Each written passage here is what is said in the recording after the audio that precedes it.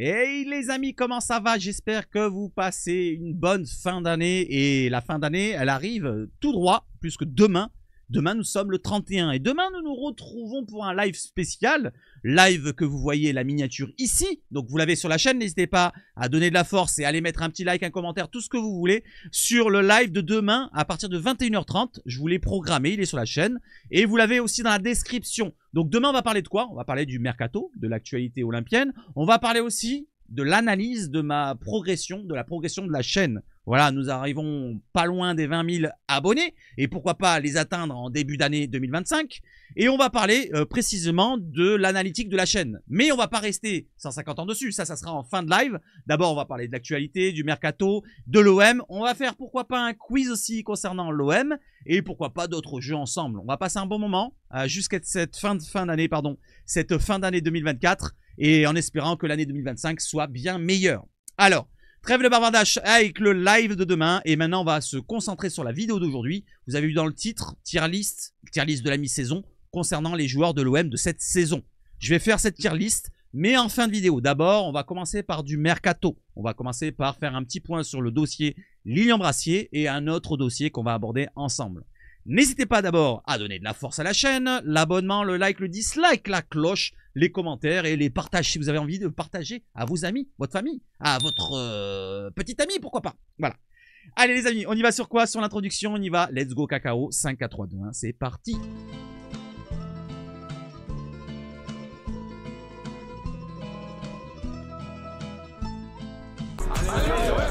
Et allez l'OM, et l'OM qui revient justement à l'entraînement. Pas aujourd'hui, ni hier. Voilà, donc ils sont pas revenus hier. Ils reviennent demain à l'entraînement le 31 décembre.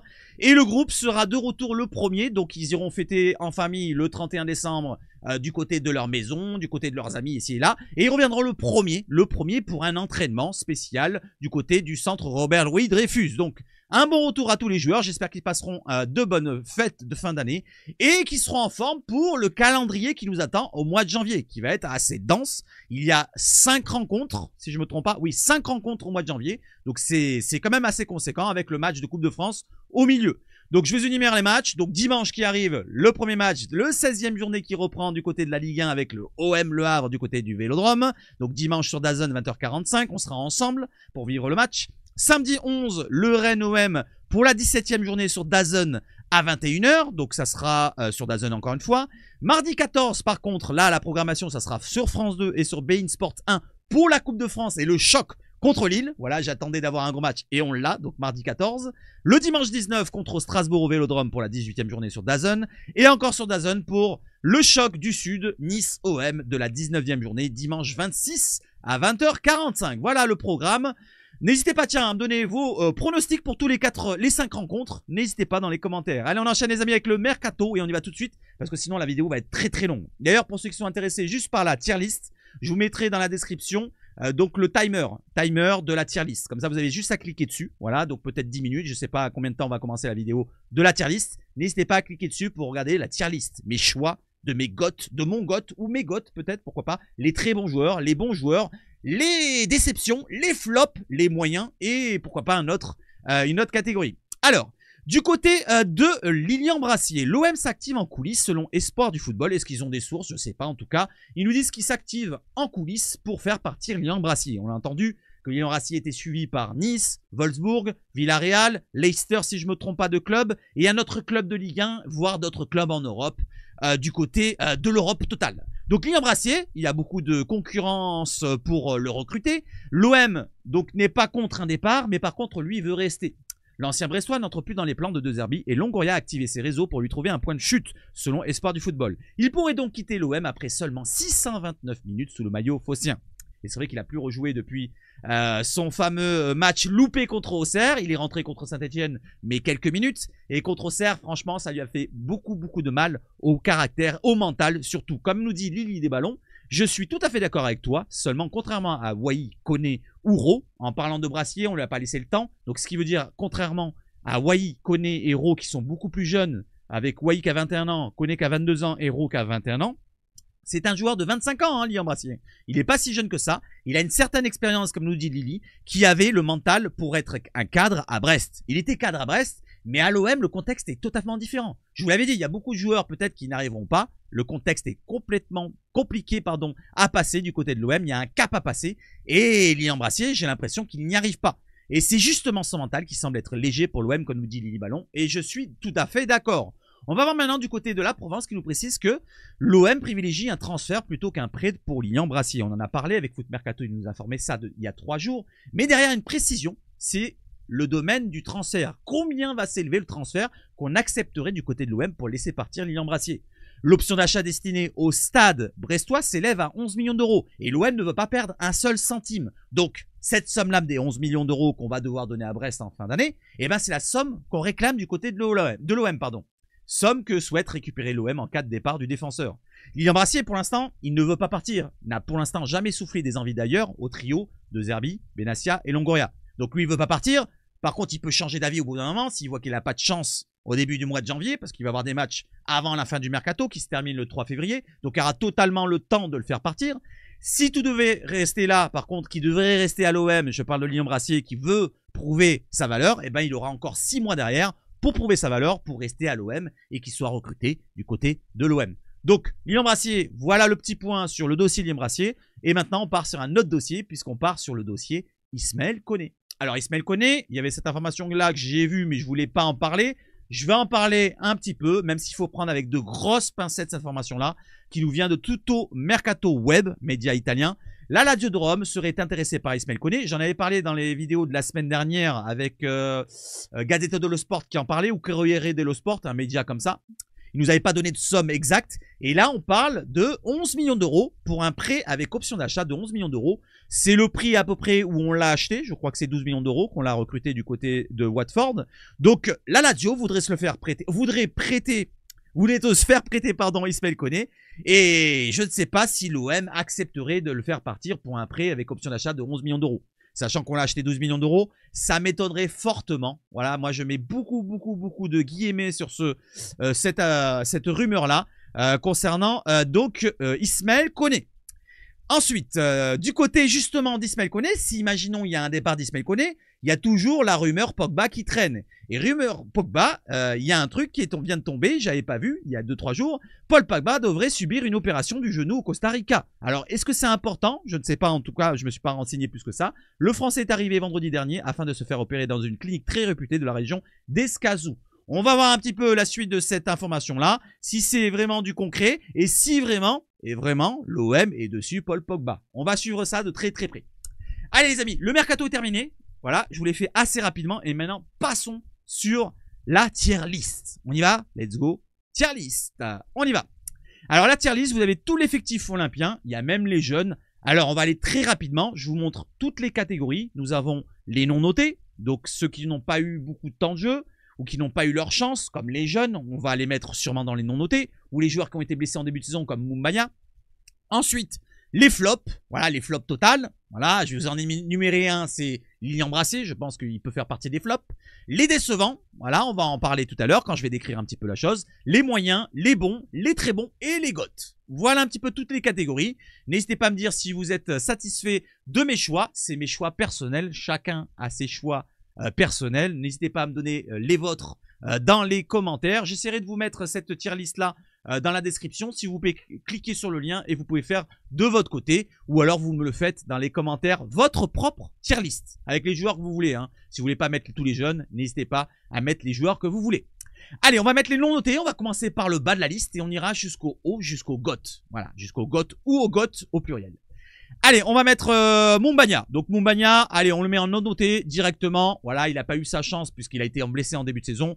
Je pense que ça sert à rien de le noter, ni en flop, ni en décevant, ni en moyen. Ça sert à rien, il n'a pas eu de temps de jeu. Pareil pour Delange. Pareil pour Blanco qui a été blessé en début de saison. Pareil pour Sternal qui n'a pas eu beaucoup de temps de jeu. Pareil pour Selami.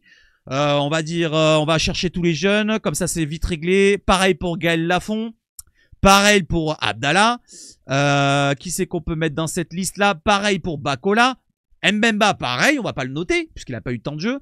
Bilal Nadir, on va pas le mettre non plus. Il a eu quelques minutes, donc on va pas le noter. Et je regarde s'il y en a d'autres. Carboni, c'est entre... Carboni, je sais pas si on doit le mettre en non noté ou en décevant ou en flop. Parce que c'est pas moyen, peu de temps qu'on l'a vu. c'était plutôt décevant. Hein. Je sais pas ce que vous en pensez. J'ai bien envie de le mettre en non noté. Voilà, je sais pas ce que vous en pensez.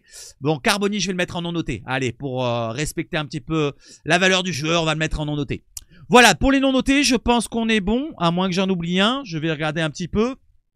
Alors, j'ai Carboni, j'ai Nadir, j'ai Bakola, j'ai Abdallah, j'ai Lafont, j'ai Mbemba, Selami, Sternal, Blanco, et j'en oublie un peut-être, Meïté. J'ai oublié Meïté, oui, Bamo Meïté. Voilà, Bamo Meïté qui n'a pas eu sa chance non plus. Il a eu quelques minutes de jeu par-ci par-là, mais je vais le mettre en non noté. Allez, partons maintenant sur les flops. Les flops ou le flop? Moi, j'ai envie de vous dire, est-ce que Ulysse Garcia fait partie des flops? Non. Jonathan Rowe, non. Valentin Roger, non. Rabiot, non. Murillo, non. Merlin, non. Mopé, non. Lirola, non. Murillo, j'allais dire. Kondogbia, non. Enrique, non. Aminarit, non. C'est pas un flop non plus. Balerdi, non. Højbjerg, non. Eliwai, j'hésite. Alors, je vais prendre un temps de réflexion pour Eliwai. Rouli, non, non, non, non, non, non, non. Brassier, alors oui, oui, voilà, comme je vous l'ai dit, il fait partie des flops. Koné, non. Et Cornelius, non. Donc, il y a un doute avec Eliwai. J'ai presque envie de le mettre en flop, mais je vais pas le mettre. J'ai envie de mettre juste, comme je l'ai dit, dans l'explication de Lilian Brassier, le dossier avec le Mercato, j'ai envie de mettre que Lilian Brassier. Parce qu'on a l'impression que, point de vue niveau, il n'a pas le niveau pour l'instant pour s'imposer à l'OM. Je parle techniquement parlant. Voilà, sur le terrain, il n'est pas terrible. Même dans les duels, il n'arrive pas alors que c'était une de ses plus grosses qualités. Et mentalement, il n'arrive pas à passer ce cap, contrairement à d'autres joueurs qui sont beaucoup plus jeunes, qui ont peut-être un temps d'adaptation qui aura plus de temps à avoir, comme Eliwai, comme Ismaël Koné et comme Jonathan Rowe. Donc, j'ai pas envie de mettre Eliwai dans les flops, mais je vais le mettre quand même, Eliwai, puisqu'on va passer directement sur les décevants. Dans les décevants, Eliwai décevant. D'autres joueurs qu'on peut mettre comme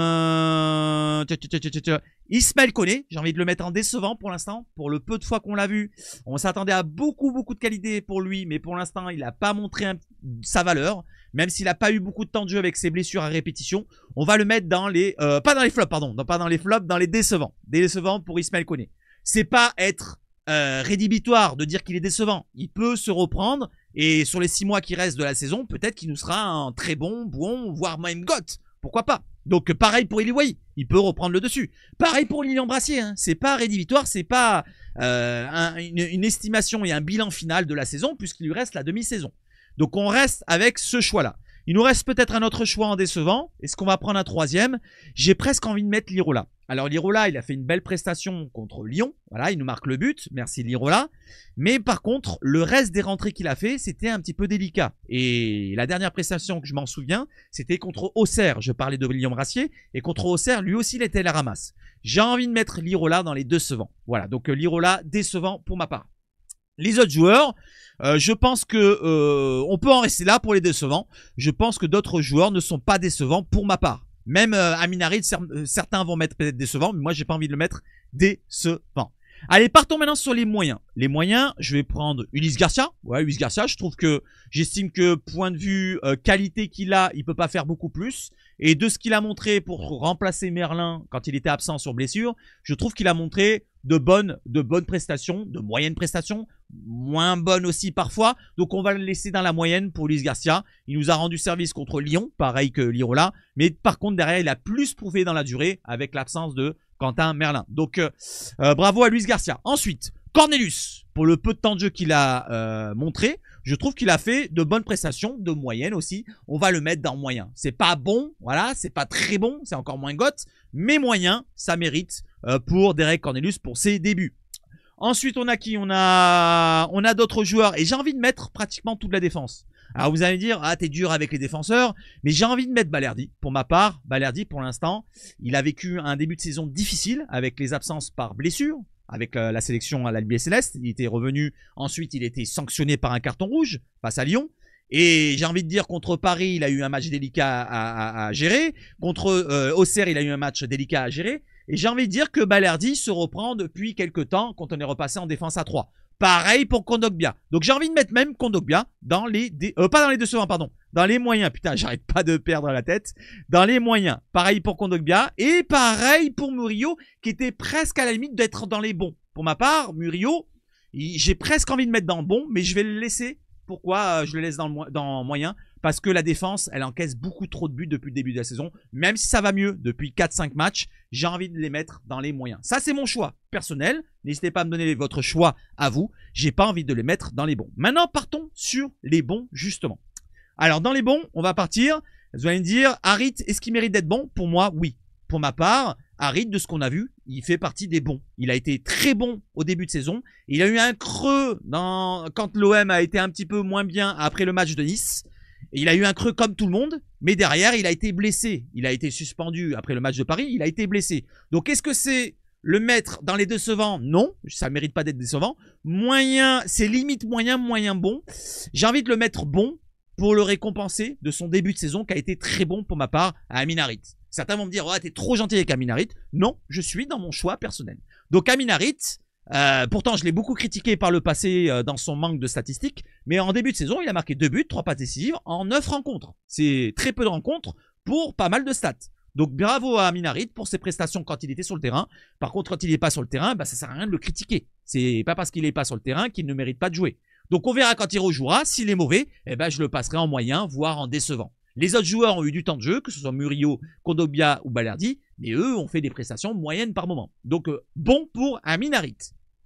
Ensuite, je regarde de mon côté ce que j'avais préparé.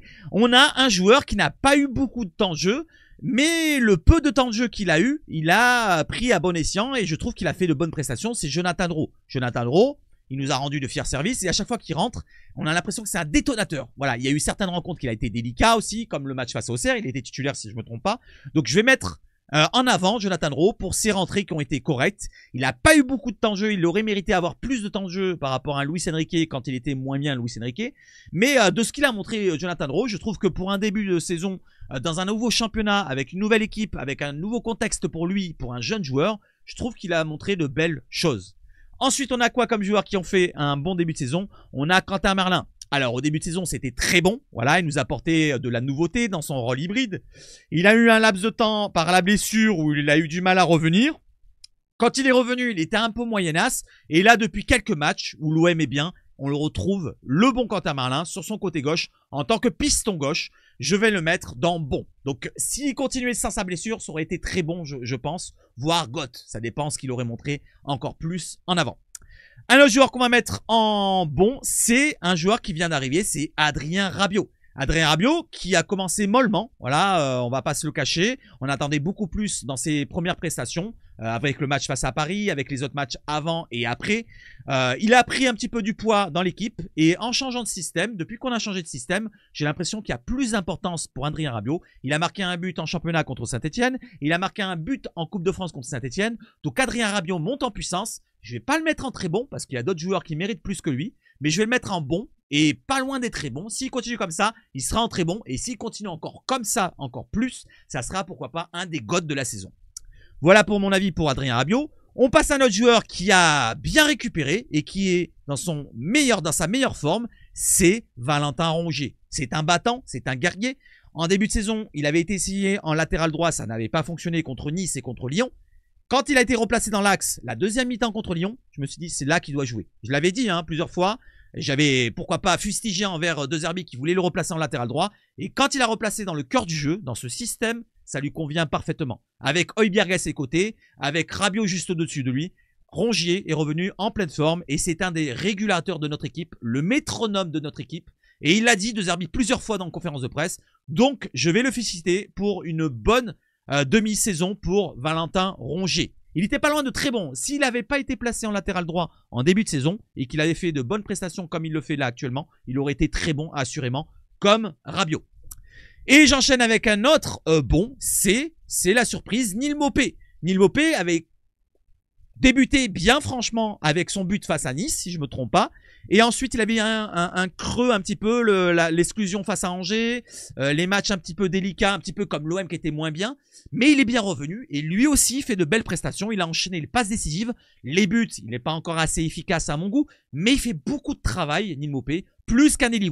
Voilà, il se cache pas, il va au charbon, il va faire le premier pressing et j'estime qu'il fait une bonne première partie de saison. Alors, il pourrait faire une très bonne s'il marquait beaucoup plus de buts. S'il était à 4, 5, 6 buts, là, il est à 2 actuellement. Pourquoi pas, je l'aurais mis en très bon. Là, il est en bon début de saison et c'est déjà pas mal.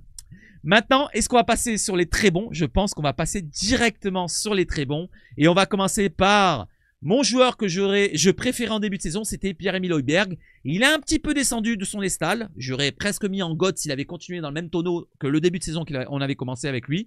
Donc là, il commence un petit peu à se rentrer dans le rang. Mais il continue ses très bonnes prestations. Là, il est maintenant dans un système en 3-4-2-1, comme je vous l'ai expliqué tout à l'heure, avec à ses côtés Rongier. Et ça fonctionne parfaitement avec Rongier pour l'instant, dans ce côté régulateur, ce côté métronome, un petit peu comme Rongier. Il travaille beaucoup, il est important en tant que leadership. C'est très important qu'on a des patrons. Et il le montre dans les vestiaires et sur le terrain. Il n'hésite pas à monter et à marquer des buts parce qu'il a marqué 2 buts en début de saison. Donc, très bon même début de saison pour Pierre-Emile Højbjerg. Allez, un autre très bon. Et vous allez me dire, est-ce qu'il mérite? Oui, c'est bien sûr Luis Enrique, la révélation olympienne de l'année. Et très bon début de saison. C'était presque à la limite du GOAT pour Luis Enrique qui nous fait un superbe début de saison. Luis Enrique qui nous surprend. Voilà, il nous a surpris en début de saison à marquer autant de buts, faire autant de passes décisives. Il n'a jamais autant été efficace en tant qu'attaquant, en tant qu'ailier gauche, en tant que piston. Donc bravo encore à toi Luis Enrique si tu me regardes, si tu me comprends. Donc bravo à toi, abonne-toi, like, partage. Et on va le féliciter en mettant en rang très bon. Allez, un autre très bon encore une fois, c'est Mason Greenwood. Mason Greenwood qui était à la limite du GOAT pour ma part aussi. Donc Mason Greenwood qui par ses buts, 11 buts, qui, pas par ses passes parce qu'il a qu'une passe décisive, mais par ses répétitions d'efforts pour amener le ballon vers l'avant et à créer des décalages et à pourquoi pas provoquer ses adversaires, je le félicite. Par contre, il y a un domaine pour lequel il n'est pas GOAT, c'est le domaine de l'effort défensif. En début de saison, beaucoup ont fustigé envers lui et surtout De Zerbi en conférence de presse. Il a même craché, pas craché directement dessus, mais il a fustigé et il a un petit peu critiqué Mason Greenwood. Donc sur les efforts défensifs, c'est pour cette raison-là qu'il ne mérite pas d'avoir le rang de GOAT. Mais s'il continue comme ça et qu'il fait de plus d'efforts défensifs, il sera assurément en deuxième partie de saison en rang de GOAT. Un autre qui a été très bon, c'est bien sûr notre coach préféré Roberto De Zerbi. Il était à la limite du GOAT.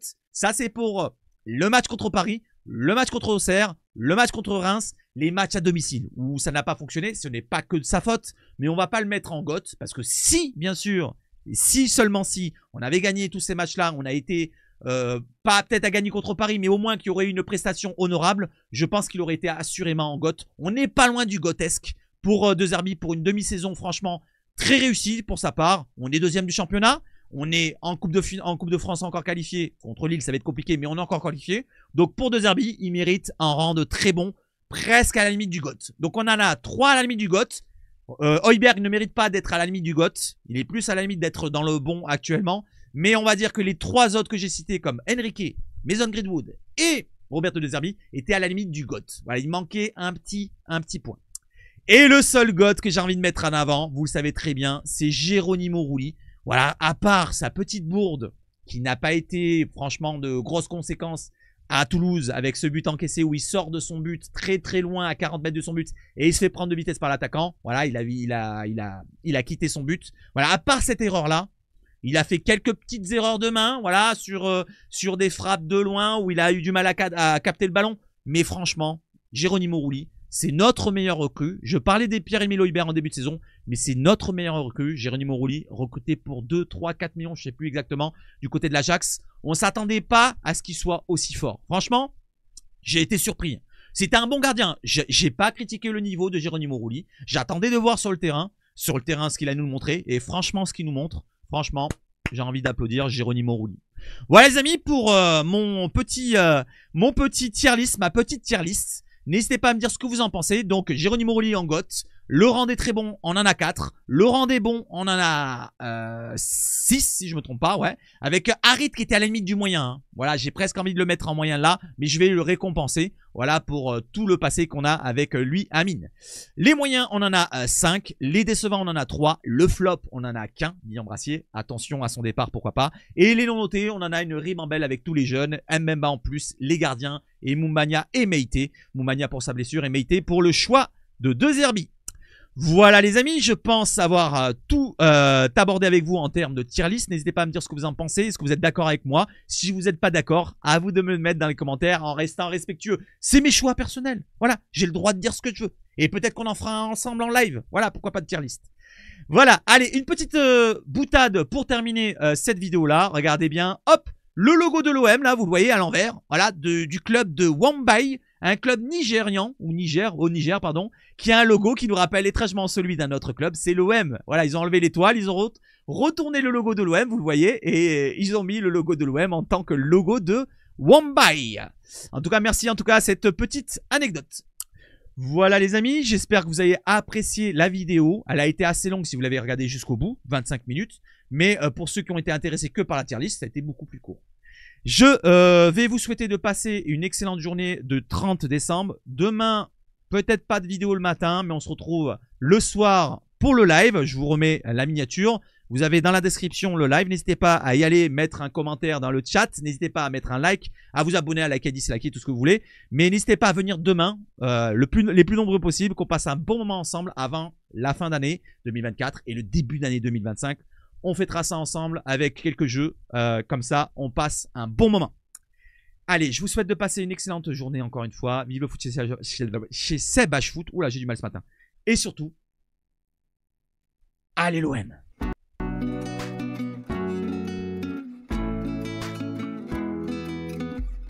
Allez, ciao, ciao, ciao.